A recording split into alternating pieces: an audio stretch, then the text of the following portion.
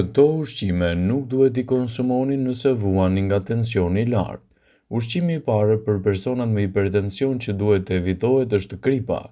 Duke ditur se kriprat ndikojnë në tensionin e lartë të gjakut, ato duhet të evitohen sa më shumë të jetë e mundur.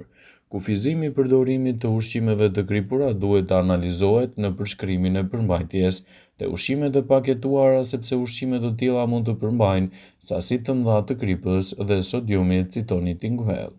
Konsumi i tepërt i sodiumit mund të ngushtojë venat e gjakut dhe të rrisë tensionin e gjakut. Do të befasoheni se sa shumë sodium përmbajnë ushqimet e paketuara, citon dietologja Maria Helen Fraga. Ajo këshillon që të përgatisni vetë ushqimet në shtëpi dhe në vend të kripës të shtoni erëza. Gjithashtu duhet të evitoni edhe ushqimet me yndyrë të lartë. Sipas American Heart Association, rekomandohet të mos konsumoni më shumë se 1500 mg krip në dietën tuaj për të evituar rritjen e tensionit.